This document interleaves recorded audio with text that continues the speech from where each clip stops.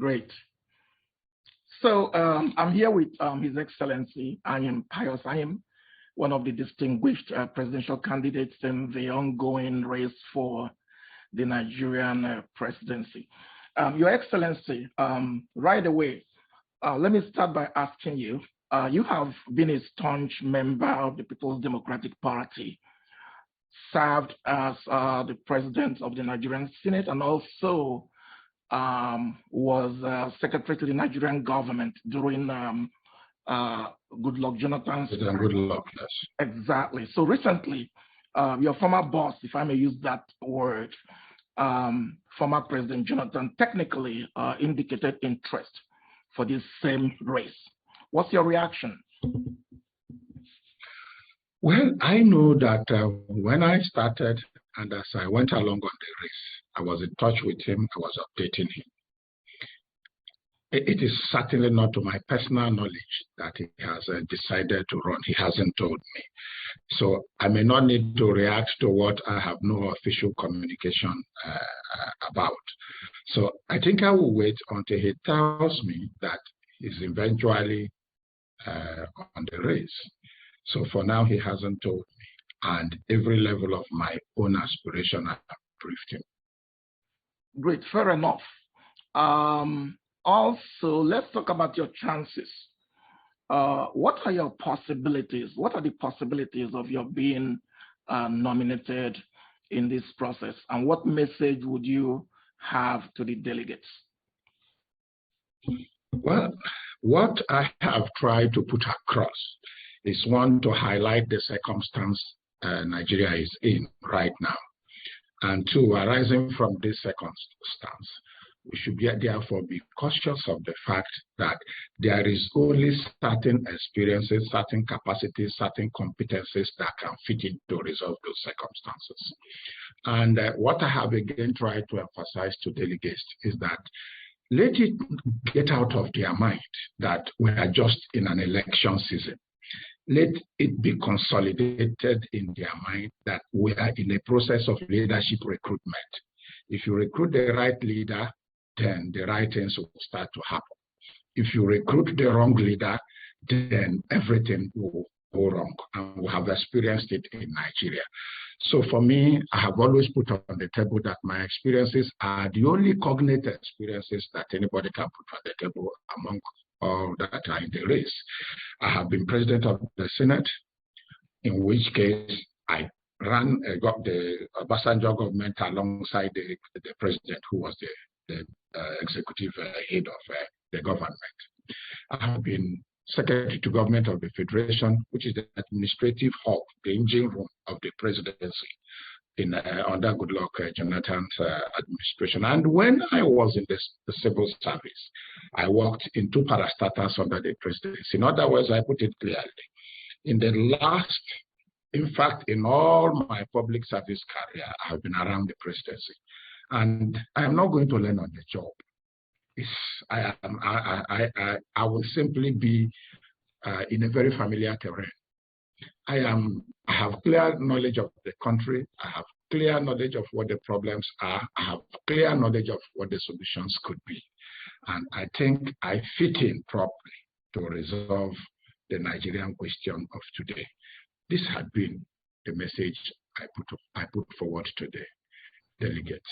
Great. And you were also quoted by the Vanguard newspaper, I think that was April the 25th, 2022, saying that you are not stepping down for any aspirant regarding the consensus arrangement. Please, could you tell us about that? Certainly, that does not arise. But let me also say that I am not involved in any consensus arrangement.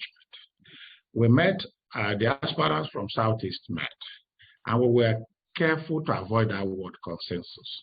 What we resolved, and I read that communique, was that we are going to work together to make sure that the presidency comes to Southeast.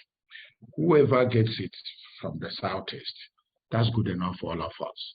So it's really not a matter of we are agreeing on amongst each other for who steps down for the other. No, we said we will work together to be sure. There are two levels to this, as it were.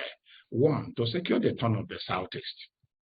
And by doing so, one person must emerge. The process of the person's emergence is not under discussion for now. So the first leg of that process is to get the presidency zoned to Southeast. And I think that is the agreement we had. We haven't gotten to, at any time, to a situation of discussing consensus or no consensus, or who becomes or not who becomes, but we meant to say, let it come to us first.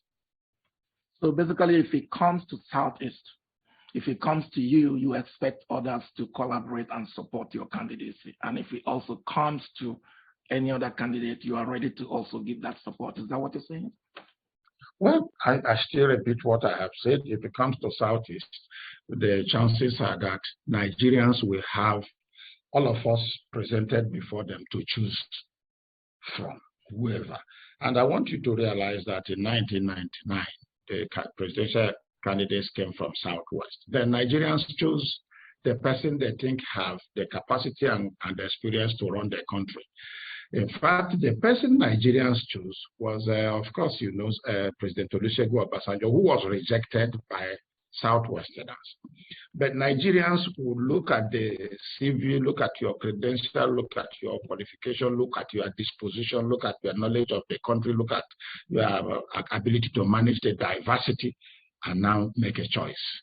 Sure. So I think that when we get there, I will again present my CV to Nigerians. If they choose me, I'll give glory to God. If I am not chosen, I'll give glory to God. So great. So basically, let me kind of rephrase the question and then add a little follow-up to it. Do you believe in mandatory 2023 Igbo presidency? Why? Why not? And also, could you make a case on why Nigeria should go for an Igbo president this time around? Well, the word mandatory is maybe too difficult for me to chew, but I want to put it this way. Okay. When we call for presidency to come to Southeast, okay, we are not doing that as a matter of battle. We are doing that as a matter of law. We are doing that as a matter of convention. We are doing that as a matter of practice. And the pillars upon which we do this is pillars of equity, the pillars of justice, the pillars of fairness. Section 7.3c of the PDP Constitution recognized zoning and rotation. And zoning and rotation is not new. Zoning and rotation is the foundation of PDP. Recall that in 1998, that is preparing for 1999 election, the political class gathered, and their commitment then was to be sure they recover the country from the military. And there were two agendas which drove the G34, which was the umbrella organization that actually metamorphosed into the parties after the military left. They had two agendas. One, the military must leave. Two, power must shift to the south. So if we are talking about rotation zoning today, somebody may think that there is anything new. It started with the power shift. It's the same power shift of 1999. And power shift was such a strong movement, not even championed by the South across the country. In fact, driven by most northern strong elements, that the power had been in the north for too long under the leadership of the military. It should shift to the south. Now, for that power to shift to the south, the north also needed to be protected. That it is not when the power has shifted to the south, the south will now hold down the power and not allow it to come to the north again. That's the origin of rotation. And they now said, okay, we have to put it down clear in our constitution that there should be rotation. Now that we are saying they should go to the south, that thereafter it should also come to the north. And I know that the 1999 Constitutional Conference report carried this issue of rotation right in the Constitution. It was when the military was fine-tuning the Constitution that they removed that clause and now added Section 13 of the Constitution, which deals on federal character. So it's the foundation of PDP, and it's to protect everybody. It's to protect the South and to protect the North. Now, as well as at today, if we are eventually when they removed it from the national constitution, PDP now entrenched it in its own constitution. Now, the sitting president is from the North. Apart from sitting president being from the North and maybe from another party, the last election was in 2019. There was zoning, and it was zoned to the North, and nobody from the South contested. Amongst the aspirants from the North, His Excellency, the former Vice President Atiku Abubakar, emerged, and the North supported him. Yes, he lost, but it's nobody's fault. Now, it is the turn of the South for the presidency to return. Why I'm saying this is that it's really, we are not saying mandatory. We are saying, and my position on this is that democracy runs on three certainties: certainty of tenure, certainty of process, certainty of structure. Once any of these certainties is abused, it weakens the institution, and it's no longer democracy. It's part of our process that we should know. It's part of our convention, our practice. It's the rule that we should know the process upon which we are going to travel to get to where we are going. You can't change it midway. We have put it in our constitution. And our constitution, I mean the party constitution. And our constitution is clear on rotation and zoning. So what we are saying, I don't know, that's why I said I could not, I'm not in a position to digest the word mandatory. But I'm saying it is legally the right of the South to now produce the president. It is morally the right of the South to produce the next president. And it is equitable, it is fair, it will tune, it should be a matter of justice. So I think that's my understanding of it. But forgive me if I didn't address the word mandatory, but this is the way it is and how it should be. You did. You did. Okay. I intentionally injected that word to give you that flexibility to be very elaborate, and you were. At least the principle is based on equity, justice, and fairness, as you said. And also, I like what you said about the tenure, process, and structure, being a key, to your quest, for the president going to the South. So that was a good reply. Let me quickly, since we don't have a lot of time, go into another question that is very significant. Do you think that one or two tenures of an Igbo president would erase all the alleged sins of Nigeria against the Igbos? In other words, do you think that an Igbo presidency would automatically end this current violent quest for a Biafran nation? Well, I put it this way. I am not sure we are talking about the past. Rather, whatever you see from the East today is about the president, not the past. Are you with me? So I don't really think that anybody in the Southeast today is talking about sin against the Southeast or no sin against the Southeast. No. And maybe people's mind will quickly go to the Civil War. Most of us today at the stage, playing at the stage, we're not part of that war. But we have moved on as Nigerians. So we're talking about present. And we are talking about present with respect to the practice that we have come to, stepping as Nigerians. Now, if we are saying sin of the past or no sin of the past, I want to clearly say that that is beyond the point. That is not the point at all. Somebody asked me, what is the most outstanding request of the Igbos from Nigeria? And I will say that my understanding is that the single most outstanding demand of the Igbos from Nigeria is reintegration. Let an Igbo man feel that he's a full-fledged Nigerian. That is all. Once they feel that, look, we have equal right like any other citizens. If we apply for a job, we will get like any other citizens. If we apply for any position, we will be considered like any other citizens. If there is an opportunity a political opportunity to aspire to, we are at liberty to aspire like any other citizens. I think that is all that the Igbos are actually asking for. Nothing more, nothing less. And I want to say that here is the opportunity for Nigerians to prove to the Igbos, look, you are full-fledged citizens that can aspire to the presidency, to the leadership of the country. And because you are in Nigeria, we will support you to be there. I can assure you. And before I give you this assurance, let me take it back.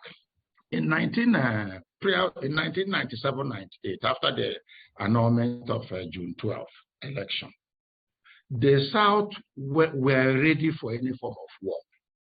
Any form of war. And there was no level of threat, including secession, including whatever, and many other parts of the country joined them, particularly the Southeast. And when Nigeria realized that that was a threat to the unity of the country, both the military and the politicians decided to say, okay, have an opportunity. And the presidency was sown to the Southwest. And that agitation extinguished automatically. I also know that immediately after 1999, that the agitation in the Niger Delta, the militants in the Niger Delta nearly crumbled the Nigerian economy. Oil pipe vandalization and all that, and everywhere was under threat. Immediately their son became the vice president, even before he becomes the president, with the program lined up by the federal government. That militancy evened out.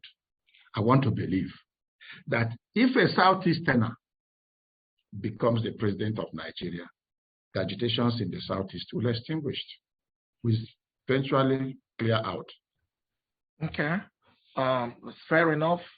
Let me quickly also go into something that was published, I think by the Premium Times. You were also quoted as saying that the PDP will lose if it abandons zoning. And meanwhile, APC is not likely to adopt this process. Now, could you be specific on how PDP's zoning process will determine its political advancement and 2023 victory? Well, maybe I put it rightly because I'm not sure it's quoted the way I put it. Okay. I know that many people will talk about winnability, and I think that would have been what I was responding to.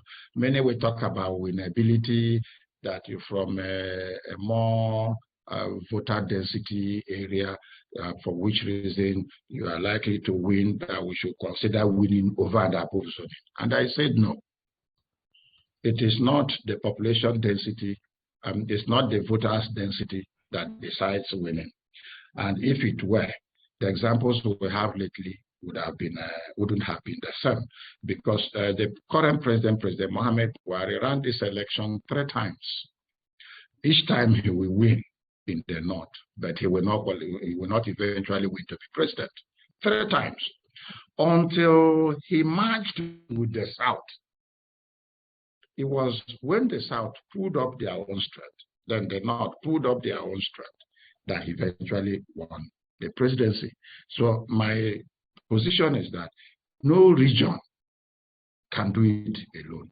No zone can do it alone. Now, coming from that, I believe that the only reason, the only criteria, the only circumstances and conditions that will make any party win is equity, is fairness, is justice. These are the winning pillars of any election in Nigeria. That was, in fact, it was possible for President Buhari to win because as at that time, equity demands that it was the turn of the North. And the sympathy was high, the sentiment was high, And the South joined the president, and he won. That had always been the case. That was also the circumstances that delivered the victory to PDP in 99. So my position is that if we abandon equity, fairness, and justice, which zoning brings for any other consideration, it will be futile. Great.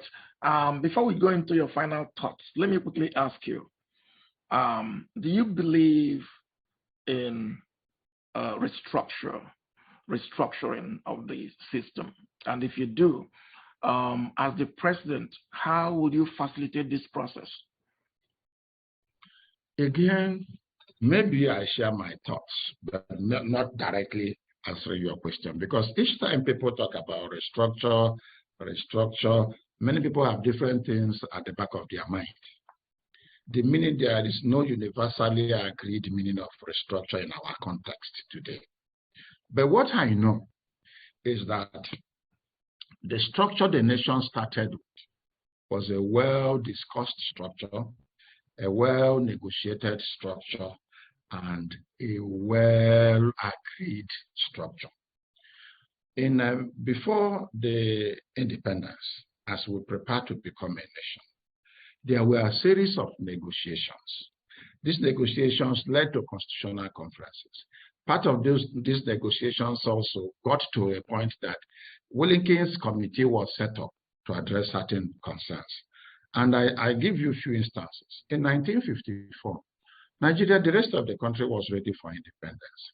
But the North said, no, look, we are not ready for independence. They stepped it down until they came to a point that they said that they were ready. When the North said they were ready, by 57, the minorities gathered together and said, look, we can't go into this union because we don't feel safe. The majority tribes will dominate us.